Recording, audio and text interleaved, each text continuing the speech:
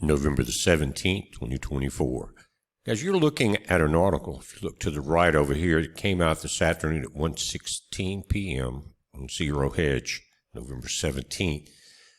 And it says, in a major policy shift, the Biden administration authorizes Ukraine's use of U.S. missiles to hit targets inside Russia. These are the big ones they'll travel about 150 miles, pretty hard to take down, things like that. And this is something that, as far as we know, had been prohibited by the U.S., even though they were supplying planes and tanks and soldiers and everything else. But this is one thing that they were holding back on. But now that they know they're going out of power, they're going to try to really start World War III. And that's been the kind of the topic of several videos throughout the year. What would happen if Trump won? And so what we were doing, most of us were praying really hard during the election runoffs and things like that, and leading up to that point, about that we needed different leadership. You know, everybody may not agree about Trump and all of the things he does, but after the last 4 years, guys, just don't complain right now, okay? You may try to come in here and slur the fact that he's done certain things or the administration is guilty of certain things, but guys, compared to the demonic overtake of this nation for the last 4 years, and then go back 8 years, and it was there through the Bushes, through Obama, all of them. This mongering demonic institute. So as we were praying and all, and I was thinking about it for the last few days, that maybe we really need to concentrate on that, because, you know, we heard stories in the Bible where God comes in, saves the people, and it's not long before they've forgotten about that and turned their back on him, right? You understand what I'm saying? Because most everyone was pretty happy about the change in the political scene here. And thank goodness that it went down. We do not know what's going to happen in the next 4 years. But I've got really good feelings about a good part of it. And that's the end of the deep state as we know it. And so everyone, and I bet every one of you are guilty of it just like I am, is not praying quite as hard as you were about the situation. We won the Super Bowl, kind of take a break. I understand it. I've done it. But now is the time is critical that we refocus that prayer to our Father in heaven to protect our nation. And he protects the nations that turn to him. Not many of those left. You understand what I'm saying? Not many. But in this major policy shift, Biden has authorized Ukraine's use of U.S. missiles to hit targets inside Russia. I think they've got a 150-mile range or something like that, pretty powerful. And this has kind of been one of the things that has been off the table, because the current administration thought they would be back in power through the cheat, steal, and lie program, and they didn't want to get blown up, right? So now they're losing power. Let's burn it down. We knew it all along, and that was Satan's main objective, and he used his puppets, starting with Soros all the way down to the two fools you see here in the bottom of this picture. It's saying the outgoing Biden administration, in a seemingly desperate move to destabilize the global geopolitical picture, has authorized the lifting of some restrictions on Ukraine's use of Western-made weapons to strike military targets inside Russia.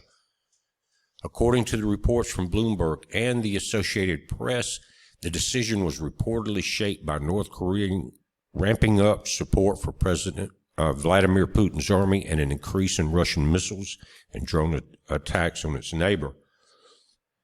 Yeah, that may be part of it, guys, but this would not be happening if that political regime was still in power to destroy this nation. The approval represents a major U.S. policy shift and comes as the deep state-supported, dementia-ridden puppet Joe Biden is about to leave office, and incoming President-elect Donald Trump has said he would bring about a swift end to the war and has expressed skepticism over continued support by the U.S. Of course, they're sending billions, and they just promised more, and I think they're just sent a couple billion guys over to the organization that supports Hamas. And they're supporting, they're saying they're supporting Israel on one hand, and a couple more billion just went overseas as they're going out. What they've done is raid the Social Security guys for the green movement. It's all documented. For their green movement and for this political agenda, they wiped out Social Security, Medicare. All of these rates are supposed to go up very high because of that. And let me say this, and I don't know if Trump or any of that group, which is I think we got 98% good people coming in. What you should do, guys, and I'm older than most of you, is instead of raising taxes to try to pay all this back, you need to seize all assets, including major presidential mansions in Hawaii. You know, we got a lot of that going on. Obama's there. He's got one over here. Where did he get all that money? Anyway, it's going to be some things done, guys. It's about to bring down a lot of people. They're already talking about wiping out a lot of federal agencies right on day one and try to recoup some of that money. But what they need to do is take the assets of everyone that can be classified as a traitor to this country, whether it's votes on the Democratic side, rhinos, bankers, deep state, all of the people that have accumulated wealth. I'm talking about the Clintons, Mad Max, Scene, all the way down the line. They've got billions of dollars worth of assets, right? There's other traders involved in the media, in the news, in the media, Oprah, that whole bunch. And the Diddy list is growing by the day. But anyway, seize all assets of these people. Put them in jail, seize all assets, put it back into a newly formed treasury. We don't need the IRS. That needs to be eliminated and go to a new plan. But anyway, don't let them just walk away and leave the tax burden on the people that got you in office, Trump. And that's what happened. We got you in, and you've got good plans. But do not let these creeps walk away scot-free. And you need to strip them of all of their money, everything they have, sell all their property, jail them. Some of the traitors in the military, you know what's going to happen to you, Millie, and that bunch. Because all of that's coming out now. And the UN, guys, got caught. I think O'Keefe is no longer really in Project Veritas, but he has a separate investigation company. And they got one of the creeps at the UN to admit, I think it was like at a luncheon or just a couple of them in a bar lunch. And the UN guy, one of the top, said, we need war. The only way the UN makes money is that we have war. We're bringing funds in from different people to support the war. We get our cut. If there's no wars, we don't have any money coming in. It's all there. Look it up. O'Keefe brought it out. The United Nations Blue Helmets are here. They push war to stay in business. Now, Russia has realized this, and they sent into Odessa, one of the cities that really hadn't seen a lot of conflict, hundreds of missiles and drones last night, and destroyed a lot of the military infrastructure, the power supplies for the military infrastructure and for the nation. But Odessa is kind of like the main mother city of old Russia. But they haven't touched it until now. They are already, in the last few days, wiped out most of Kiev's, the capital city's power. Hit a lot of people in there. They know that this is going to come to an end, so they're going to come in here and try to clean house while they can. It says, if this is approved, the capability would likely be used first in the Kursk region of Russia, where Ukraine is fighting against North Korean troops. I think there's 12 or 14,000 in there, as well as Moscow's forces. Still, any permission, if granted, is unlikely to go as far as Ukraine has requested, one of the people said. As the war in Ukraine heads into the third full winter, the U.S. and its allies have grown extremely concerned about Pyongyang's decision to deploy its forces and combat and assessments by some group of 20 nations that suggested North Korea could eventually send as many as 100,000 troops into Russia. The Allies believed the deepening cooperation between Putin and Kim Jong-un could have consequences for the security balance of the Indo-Pacific region. This was coming out of Bloomberg. What they call the security balance in the Indo-Pacific region is controlled by the deep state. Discussions between the Allies over missile strikes have intensified since Trump won the U.S. elections earlier this month. Trump has said he will seek a quick deal between Ukraine and Russia to end the war without specifying how. Now, he can't do anything at this point, but they have sent negotiators really into different countries that you wouldn't think. Iran's one of them. But I think that since Trump can't do anything for the next couple months, you're going to see all-out blitzes, and that's what's really happening in Russia. And right now, the mainstream is finally coming out and admitting that Ukraine's been getting their butt kicked, and the United Nations the entire time. It says, in other words, Biden's puppet masters are urgently seeking to escalate the war in Ukraine to make the quick ceasefire assault by Trump impossible. After all, war is how the deep state earns its money. Again, that's what O'Keefe's he exposed in the United Nations. Until now, Biden has remained opposed, determined to hold the line against any escalation that he felt could draw the U.S. and other NATO members into direct conflict with Russia. Guys, it's not Biden. Many say it's Obama. He's just an upper-level puppet.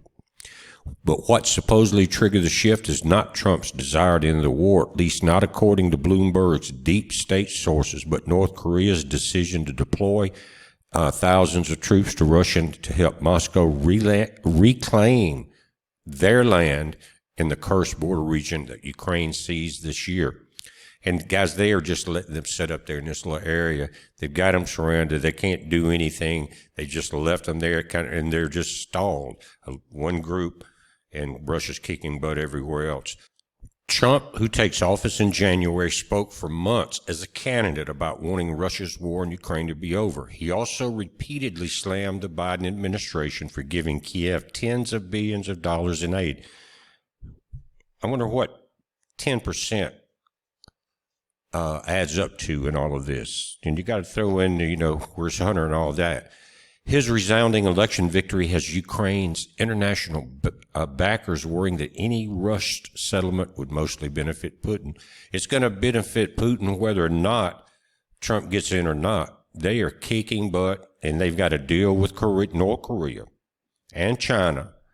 And they could have ended this a long time ago, but they really don't want to destroy all that. They could have nuked half of Ukraine, but that's one of the Russia and Ukraine are part of the bread belt as far as greatest amount of wheat, grains, and oats, things like that, are grown in that territory. It says which is where the deep state's World War III Hail Mary comes in. That's what we're talking about, especially since the outgoing Biden administration has said it will send as much aid as possible to Kiev before Trump takes office in January. Think about that. The leaders of the country sending it all overseas. They know they're going to get their fair share routed back to them. And I think a lot of it in the last 4 years, guys, has gone back into the U.S. There's a few articles that I think prove it, to the Democratic Party to run their illegal actions. There's other things happening. Let me show you a couple. And this is another reason, guys, we have to stay focused. This is coming in from Gateway Pundit. It says, we are watching up to 30 Senate Republicans are allegedly prepared to defy President Trump and sink the MAGA warrior Matt Gaetz' hopes of becoming the Attorney General. They know that I've said that Congress and the Senate more or less have been toothless dogs barking, but as Attorney General, he'll have the same powers to do good, not evil, like what we've seen with Merrick Garland and Christopher Wray and all these other people. But one thing that could happen is like we saw it with the border czar in the last administration. You can just get appointed, say if you had, okay, you're not going to elect him Attorney General, we're going to have the Attorney General czar over all of it in case they want to elect another deep state. Rhino put gates over the entire system, justice system, every bit of it. And then it doesn't matter. You don't have to let Congress or the Senate go through, House and Senate go through a voting thing. Nobody got to vote on Kamala, the chameleon border czar, did we? Anybody remember that? And of course, she never went there except for a couple times for a photo op. But this is, again, we need to stay focused on this right here.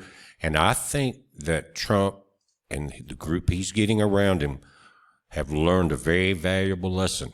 And they're going to cut every corner. They're going to go in and shave things off. And they're saying now that many federal agencies are going to be dissolved day one. Thousands of employees that are sitting around doing nothing but figuring out how to cheat and steal from the American public, to betray them, stab them in the back, will be gone. That'll be some money back in. But again, do not let any of these creeps in politics take $1 away from the situation they've created. Take it all, Trump. Every piece of grass, to every building, boat, house, car, everything they have, they're not going to need it in Gitmo. Some of the traders may not make it to Gitmo.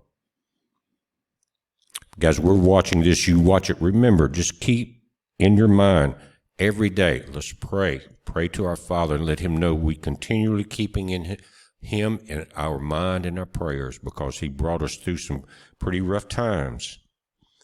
It was too big to rig this time. So don't turn our backs now. Like I said, sometimes we forget, we're looking at other things, but it'd be a good time now to do it. You know, like I've always said, our Father in heaven, please look down on this country. Realize that we are humans, we are children, we make mistakes. We're trying to turn around from turning our backs on you, not necessarily in an evil way, just getting preoccupied with making a living and things like that. But even if you're making a living in whatever you're doing, you keep him in every prayer and every step.